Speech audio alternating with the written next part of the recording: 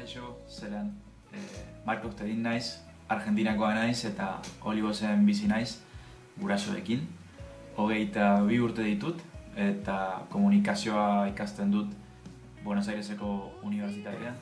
Aurten nire ikasketak amaituko ditut, espero dut, eta orain nire tesia euskal musikari buruz egiten ari naiz. Gainera, komunikazio bulego batean lan egiten dut eta asadoak ere egiten ditut dirua lortzeko. Oso galdera zaila da, benetan ezakit zergatik. Beti galdetzen didate zergatik euskara ikasten hasi naizen eta nik ezakit zer erantzun, ezakit zergatik. Badakit momentu honetan orain arrazoi asko dauzkadala. Eta orain nire bizitzan euskara oso garrantzitsua da. Orain euskal zaleaken ikasten dut Buenos Airesen. Eta, iaz Tere izan zen gure irakaslea eta, asko ikasi genuen.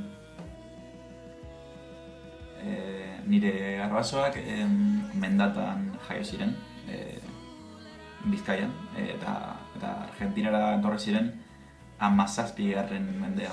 Eta, noski nik ez nituen ezagutu, baina bai euskal sustaiak dauzkat.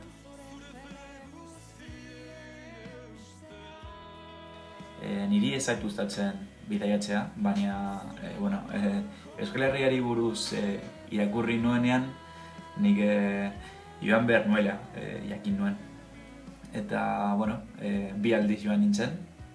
Lehen aldian Donostiara joan nintzen, oso bidaia turistikoa egin nuen.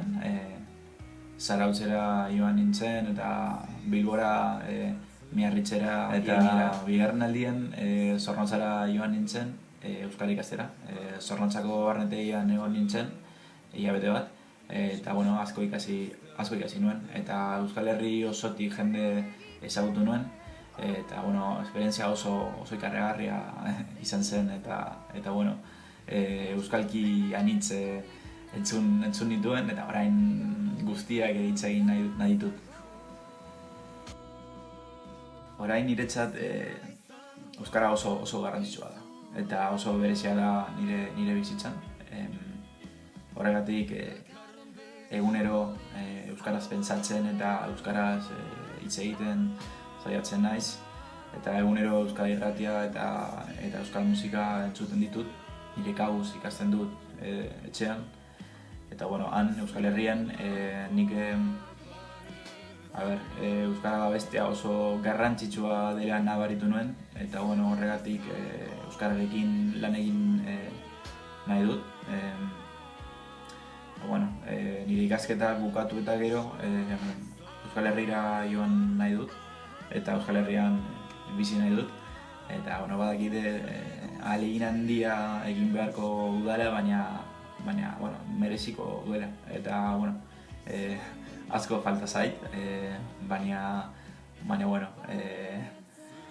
asko ikasiko dut eta lortuko dut, zalantzarik gabe.